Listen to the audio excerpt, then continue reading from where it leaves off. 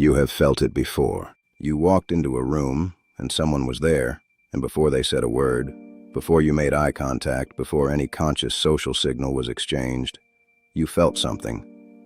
A pull, a presence, a quality of aliveness emanating from that person that your body registered before your mind had time to analyze it.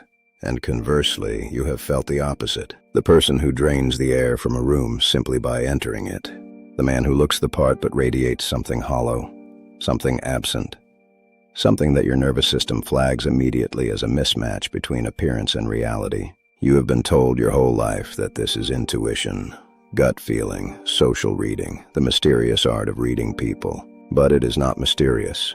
It is not supernatural. It is not even particularly subtle once you understand the physics and biology behind it. The human body is not merely a biological machine, it is a bioelectric generator. It produces measurable, detectable electromagnetic fields that radiate outward from the body into the surrounding space. Fields that carry information about the internal state of the organism that produced them, and that are detected and processed by the nervous systems of every person in proximity. Your aura is real, it is measurable, it has been measured. And what you do with your body, the choices you make about your energy in private, directly determines the quality, the coherence, and the power of the field you broadcast into every room you enter. Stay with me, because what you are about to discover sits at the intersection of cutting-edge biophysics and the oldest wisdom traditions on Earth. And the convergence is more precise than anything you have been told to expect. Let us begin with the science, because the foundation of everything in this conversation rests on a body of research that is genuinely extraordinary and genuinely underreported in mainstream discourse. The human heart generates the most powerful electromagnetic field of any organ in the body. This is not a fringe claim, it is a documented finding from mainstream cardiac physiology. The heart's electrical activity produces a field that extends measurably outward from the body in all directions, detectable with sensitive magnetometers at distances of several feet from the surface of the skin. The organization that has done the most rigorous and most extensive research on this phenomenon is the HeartMath Institute in California, a research institution whose findings have been published in peer-reviewed journals and whose methodology has been validated by independent replication across multiple research groups internationally.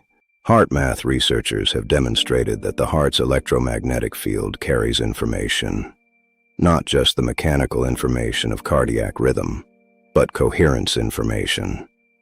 The degree to which the field is ordered, rhythmic and harmonically structured versus chaotic, irregular, and incoherent reflects the psychophysiological state of the individual with measurable precision. When a person is in a state of psychological stress, emotional turbulence, or physiological depletion, the heart's electromagnetic field becomes incoherent. The waveform is irregular, jagged, and informationally noisy. When a person is in a state of genuine positive emotion, physical vitality, and psychological groundedness, the field becomes coherent. The waveform is smooth, rhythmically ordered, and informationally rich. And the critical finding, the one that makes this directly relevant to everything we are discussing, is that this field is not contained within the individual body. It is transmitted outward, and it is received and processed by the nervous systems of other people in proximity, affecting their own physiological state, their emotional responses, and their behavioral orientation toward the field source. Now, here is the question that this research immediately raises, and the question that connects directly to semen retention in a way that most people in this conversation have never fully explored with scientific precision.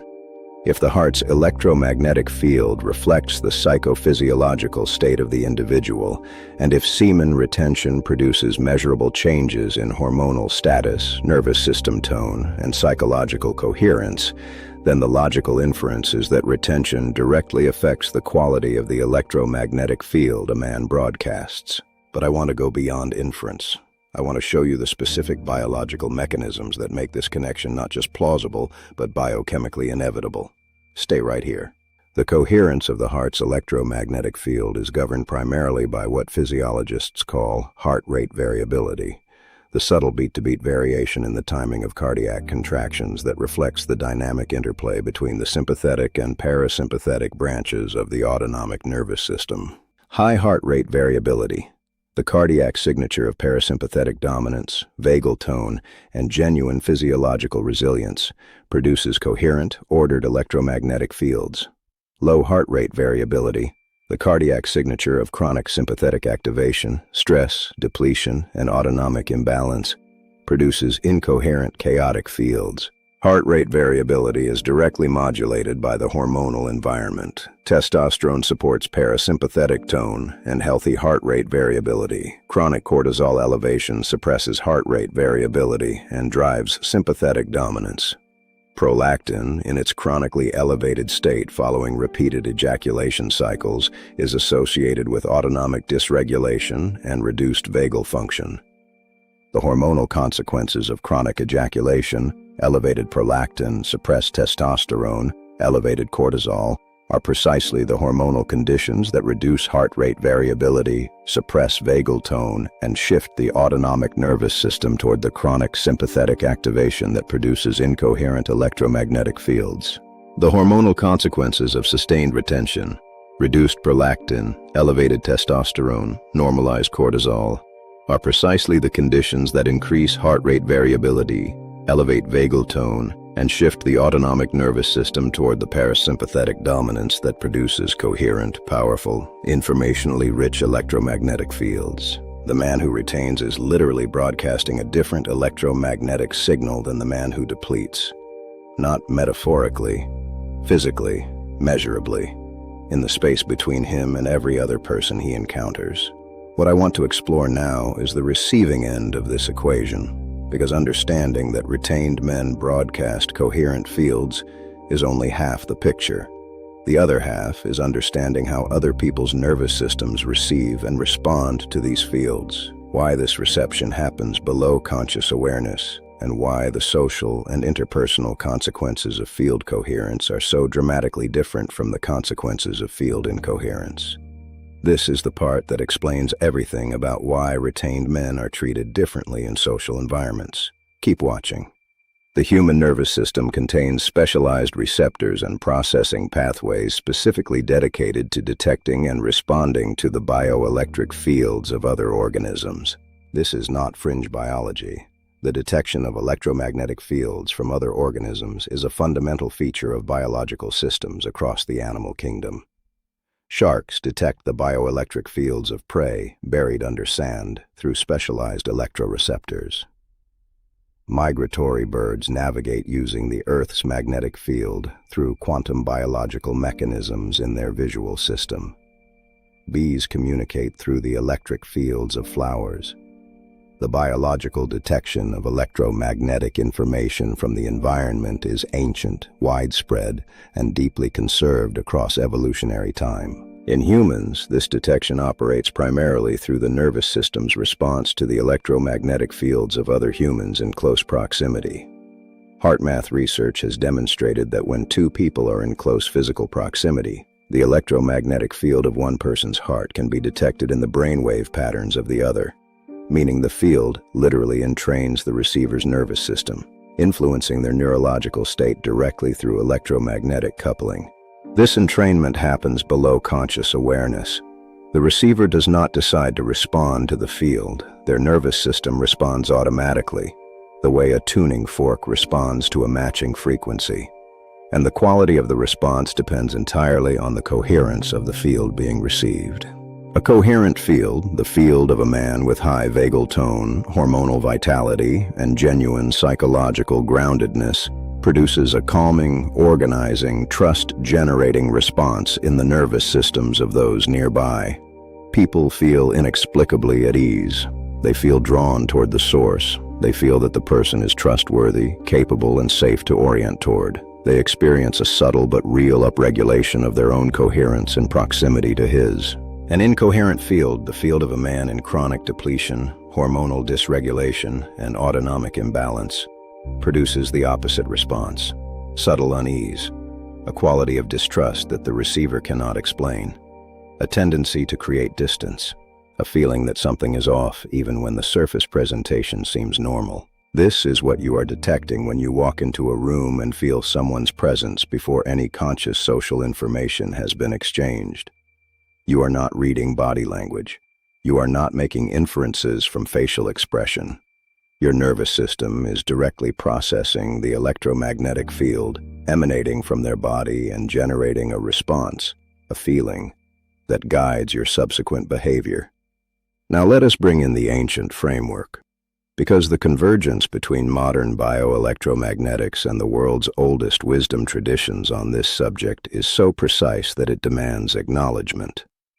Every major ancient civilization that developed sophisticated understanding of human energy, the Indian yogic tradition, the Chinese Taoist tradition, the Egyptian mystery schools, the Tibetan Buddhist tradition, described the human body as surrounded by and interpenetrated with a field of subtle energy that reflected the inner state of the practitioner and that directly influenced the experience of everyone in proximity.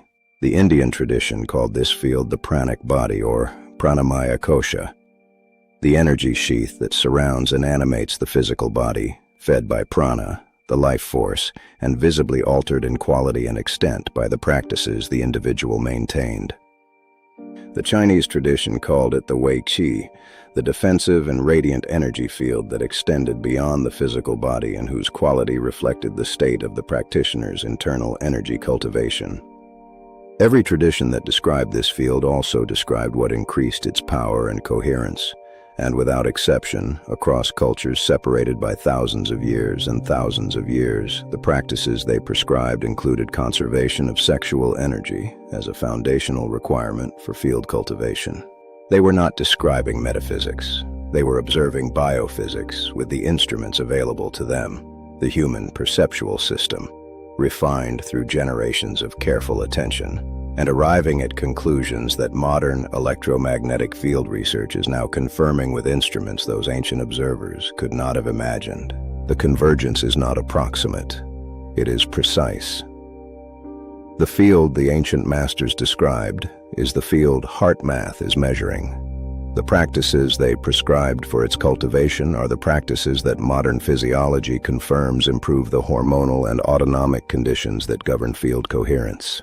I want to pause here and address something that I know will be present for some of you watching this: the instinct to dismiss the ancient framework as unscientific and to accept only the modern research. And I understand that instinct, but I want to offer a different framing.